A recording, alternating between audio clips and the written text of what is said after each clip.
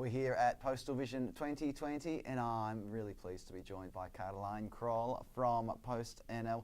Welcome. You're not just from PostNL, you're from the innovation thing. What exactly is it? What's it called and what do you do there? Well, we have a Dutch and an English name, which kind of work in both languages because we're called the Innovation Studio in Dutch, and then we translate that to the Innovation Lab, which I don't really know why. And you invent things there. I guess so, right. yeah. I like that. Look, let's go with that. Yeah. And the Innovation Studio is a separate business unit within the Dutch Post, so within PostNL. But we are in a different city, in a different building, with different rules, let's say. When you say different rules, it doesn't just mean you can turn up to work dressed however you like. Oh, definitely. That's part of you made a presentation yesterday and you talked about your development cycle. And can you just explain a little bit about that? I imagine that's part of the difference between what you do and what sort of corporate PostNL does. Yeah, definitely, because next to the Innovation Studio, of course, there's a lot of product development and people working on developing our basic product services in a way that works for that kind of development. But we believe that if you want to innovate, you need a different method for that makes you move faster and probably skip a lot of steps that you would normally pay attention to, but you just don't have the time when you try to innovate. And what we do is we have 100 days, always. That's not 99 days, that's not 101, 100 days, where we take the first half of those 100 days to really look at what the idea of the problem is that we're focusing on in that 100 days. We validate the problem, we validate if there's a customer need, we look for the willingness to pay, which is probably the most important thing, and something that a lot of ideas actually fail on. Some ideas, they sound great, they sound amazing, and you kind of even think that they might solve a problem for customers, but as long as they're not willing to pay for that solution, your problem is not important enough. So it's a very important part of validating if you have a good idea, yes or no. Well, we look for a problem-solution fit, so we start to look ahead at the solution at a certain point, see if there's a market fit, and that's when what we call the moment of truth arrives. Mostly that's halfway, like after about 50 days, where we decide, are we going to launch this new proposition? Because the end goal of this 100 days is to really have a new business model running in the market with real customers. But it's always a minimum viable product or a proof of concept, or I don't know if that's, we say in Dutch, it's a tie wrap and duct taped solution. So do not look under the hood, but outside it's all shiny. So you've, one of the projects that you mentioned was about luggage, which seems a little bit outside of how we'd ordinarily think about a postal operator. Can you tell us a bit about what this is and how you came up with the idea? Well, it's actually exactly the point, that it's different from what you normally would expect from a postal provider. But one of the demands we have for the products or business models that we develop is that it's somehow logical to the consumer that we are offering them this product. Because the luggage service, for example, was a completely new logistical infrastructure. It made sense that you pick up luggage because we pick up parcels, and we needed to reinvent the whole logistical system. So from an internal standpoint, it actually didn't make any sense, but the consumers thought, yeah, it does make sense, because the postal service brings stuff from A to B, whatever that may be. And the luggage service is actually a really interesting one because it works because it solves so many problems. So the Netherlands is a very small country. We have a lot of people living in the Netherlands. It is very, very crowded. When I'm here in the States, it is incredible how much space you have and how little queues there are and how you don't trip over everything in the a lot of our cultural differences actually go back to space, I believe. So we're very crowded, we don't have much space.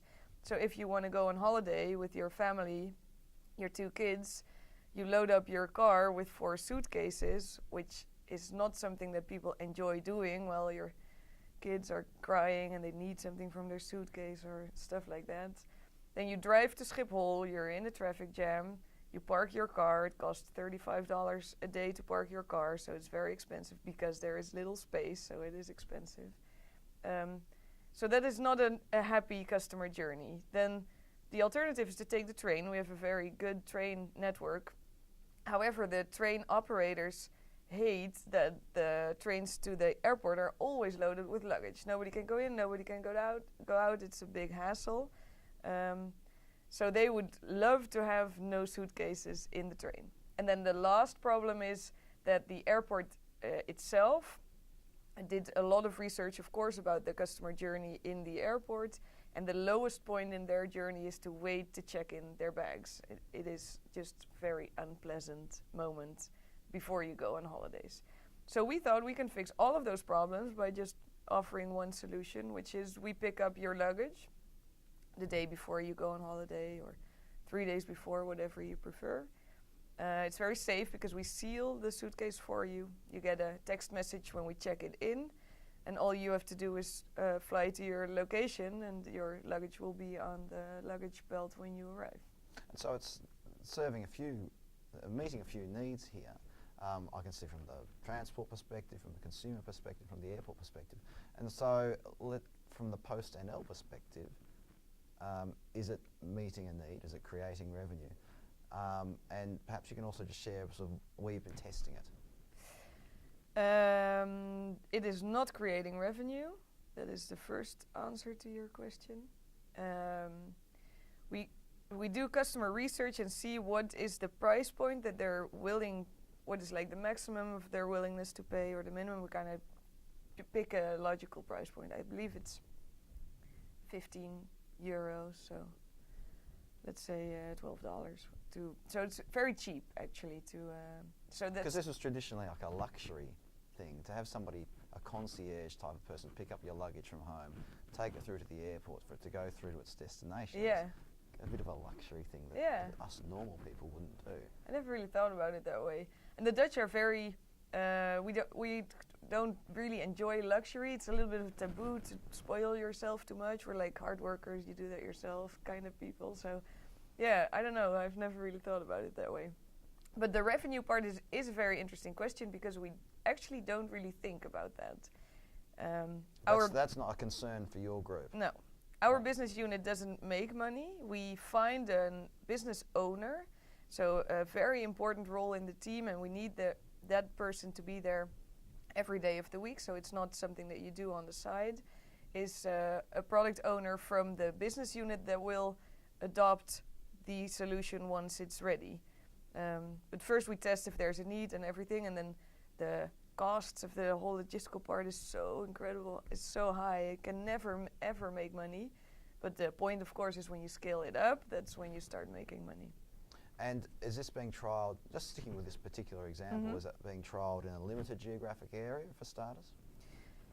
It's a good question. Almost everything we pilot in Amsterdam, because it's almost like the average Dutch problems are always bigger in Amsterdam because it's a very urban, very crowded area, and the early adopters live there, so they're willing to try out new stuff, and it's harder when you go to like the more like the farmer areas of the Netherlands. So we always choose a small geographical location, and also because to find pilot customers we use advertising methods that are we really try to keep it as cheap as we can. So if we, for example, do a Facebook advertisement, it's it's a lot cheaper for us if we just target on Amsterdam. Well, let's just wrap up with one last question, which is about so the next step down the track with any project is if it gets integrated into the main part of the business, is will it be championed, will it succeed, or is it viewed as is it rejected? It's not part of us, it's rejected. Can you give us some insights into how that works for you? Yeah. It is crucial in the whole process that you need somebody to nurture what you have developed once you give it back to them. And the way to get that done is by really talking about that in the validation process. So I think I said yesterday as well, the reason it's important to solve a problem is because there's always somebody that's willing to pay for the solution internally as well. If you solve a massive logistical pain, or if you make, you get what I mean. So before we start the 100 days, like day one, we say who's gonna make sure that after these 100 days are done, this will be a success. Yeah. So it's going to have a champion, for want of a better word, inside the business for day 101. Yeah. So there are people that work with us for 100 days, and then we don't see them for years. And there's another person working with us for 100 days. Yeah. We could talk for a long time about this, but I think we've run out of time. Yeah. So Karlijn, Krol from PostNL, thanks for joining us today. Thank you too. Thanks for having me.